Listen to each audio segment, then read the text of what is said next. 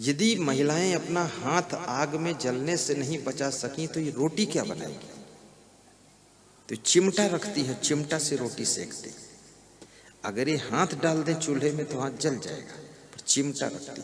ऐसे हर व्यक्ति को संयम नियम का चिमटा रखना चाहिए और संसार के तवा पर और दुनिया के चूल्हे पर अपने सफलता की रोटियां सेक लेनी चाहिए और अपने को बचा कर रखना चाहिए। डॉक्टर बनो फिर भी बच के रहो, अपने से कहीं गलती ना हो जाए।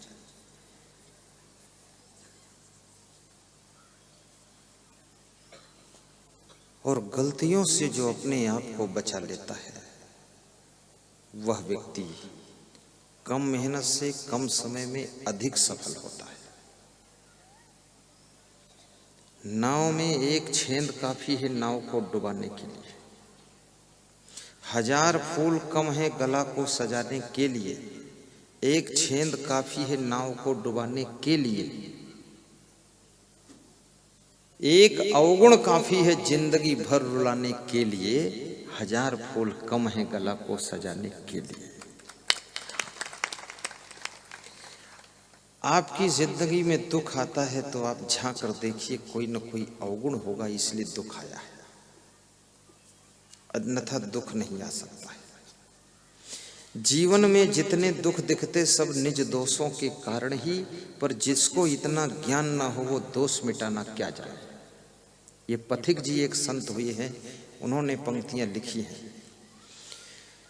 जीवन में जितने दुख दिखते वे निज दोषों के कारण ही, वे निज दोषों के कारण ही, पर जिसको इतना ज्ञान न हो वह दोष मिटाना क्या जाने।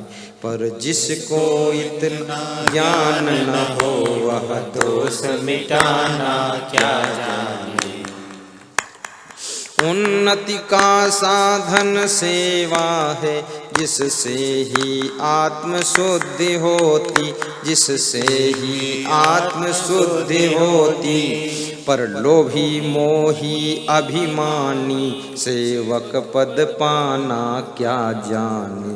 पर लोभी मोही अभिमानी सेवक पद पाना क्या जाने। गांजा भांग अफीम चरस बीड़ी सिगरेट पीने वाले, इन व्यसनों को जो ना छोड़ सके मन बस में करना क्या जाने। इन व्यसनों को जो ना छोड़ सके मन बस में करना क्या जाने।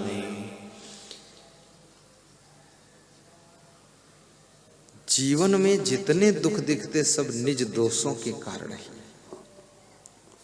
कई को विधवा होना पड़ा तो क्यों?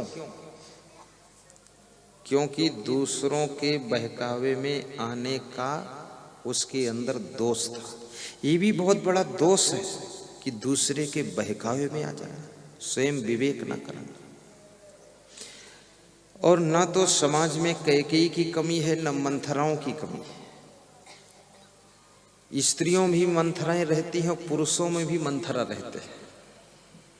एक दूसरे को बहकाने में ही उनको आनंद आता है। तुम्हारा घर ठीक ठाक चल रहा है, तुम्हारी मौसी आएगी वो बहका देगी तो गड़बड़ शुरू हो जाएगी। तुम्हारी भांजी आएगी वो कुछ डिस्टर्ब कर देगी। अपने लोग ही उसी में से ऐसे कोई आ जाते हैं जो तुम्हारे घर की सुख शांति को नष्ट करने का काम करते हैं। छोटे भाई को बहका दिया, उसका दिमाग बिगड़ गया, घर में झगड़ा शुरू, बंटवारा शुरू। जब मंथरा के बहकाने से कई महारानी बहक सकती है, बहुत बड़ी बात है। यहाँ मंथरा नौकरानी है, कई महारानी है और घर में बहुत हैरानी है। राजा दशरथ मंथरा और कैकेयी के समीकरण के बीच में परलोक गमन करते हैं। इसलिए बुद्धिमान व्यक्ति कभी किसी के बहकावे में नहीं आता है। स्वयं विवेक करता है कि हमें क्या करना उचित है और ये व्यक्ति हमको क्यों बहका रहा है।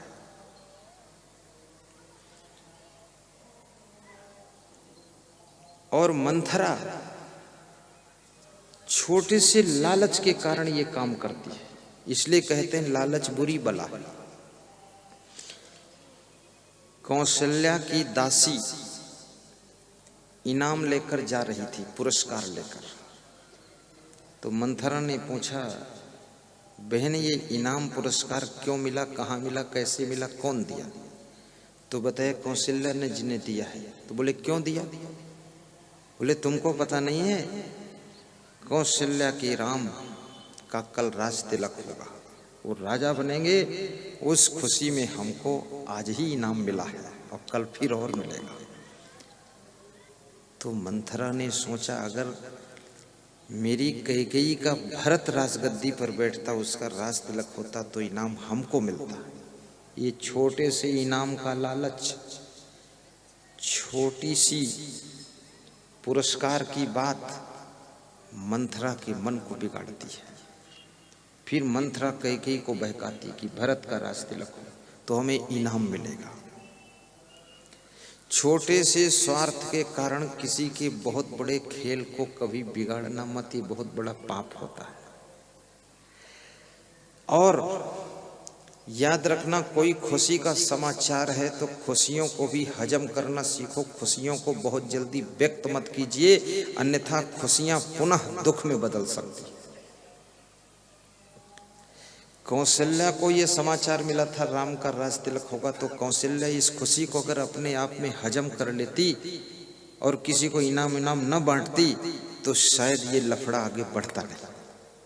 लेकिन कौशल्या अपनी इस खुशी को जाहिर कर रही है।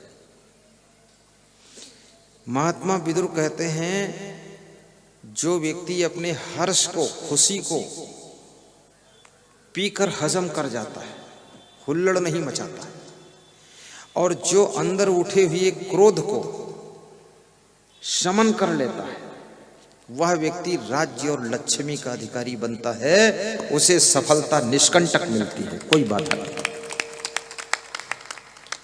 इसलिए खुशियों को भी हजम करना सीखो।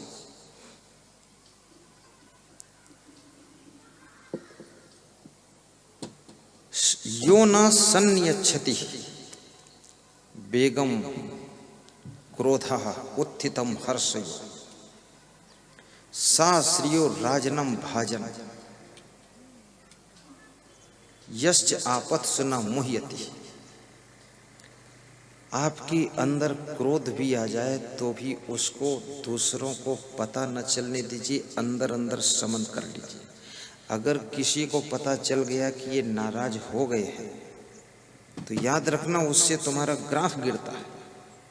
लोग तुमको हल्का समझेंगे, लोग समझेंगे बहुत छिछला आदमी है, इसके अंदर जरा भी सहन शक्ति नहीं है, छोटी छोटी बात में तुनक जाता है, इस आदमी को कहाँ तक हम संभालेंगे। अरे भैया इससे दूर रहो तभी ठीक है। ये नाराज किसी से अगर हैं आप तो 24 घंटे में उस नाराजी को खत्म कर लीजिए और उस नाराजी को दूसरों को एहसास मत होने दीजिए, अंदर अंदर उसको शमन कर दीजिए। श्री कृष्ण भगवान ने भी ये बात कही है, शक्नोति है यह सोढ़ुम प्राक शरीर विमोक्षणा काम क्रोधोद्भवम बेगम सह युक्ता स सुखी नरा। कृष्ण कहते हैं मनुष्य के अंदर जो क्रोध उठता है, क्रोध, ये क्रोध साधारण चीज नहीं है। आप अपने घर में देख लो, परिवार में देख लो, समाज में देख लो, राजनीति में देख लो, जहां देखो वहां ये क्रोध बहुत खतरनाक काम कर रहा है। क्रोध में एक नेता पार्टी छोड़कर दूसरी पार्टी में जाता है, इस पार्टी से भी उसकी क्रेडिट खराब हो गई, और जिस दूसरी पार्टी में गया तो वो भी समझ गए जिस पार्टी में 20 साल रहा था उसको तो लात मार कर आ गया, यहाँ निंदा कर रहा उसकी, अब मेरी पार्टी में सिलेक्ट हुआ है तो ये नालायक एक दिन यहाँ से तुनक जाएगा तो फिर भाग जाएगा, तो वो तुमको रास्ता ही नहीं देंगे आगे बढ़ने का। तुम कहाँ नाराज हो रहे हो? इसलिए जिस पार्टी में हो लगे रहो, कभी चांस मिल जाएगा। उलझो मत इधर उधर। और पार्टी के हाई कमान के ऊपर क्रोध मत करो, उनको राम राम करते रहो, जय श्री राम, जय सिया राम बोलते रहो, नमस्कार। क्रोध के साथ में भी विवेक की बहुत बड़ी आवश्यकता है। गुस्सा आने पर भी जो व्यक्ति अपशब्द नहीं निकालता है, गुस्सा आने पर भी जो व्यक्ति अपने मुखमंडल के ऊपर गुस्सा की झलक नहीं आने देता है, और गुस्सा आने पर भी गुस्सा में कोई रिएक्शन नहीं करता है, और गुस्सा आने पर भी अपने कर्तव्य को नहीं छोड़ता है, और गुस्सा आने पर भी अपने धर्म से विचलित नहीं होता है, और गुस्सा आने पर भी अपनी जिम्मेदारियों को पूरी तरह से वफादारी से निभाता है, और धीरे धीरे अपनी गुस्सा को खत्म कर लेता है और सहनशीलता को बढ़ा लेता है, वही व्यक्ति धरती का सबसे बड़ा देवी देवता होता है।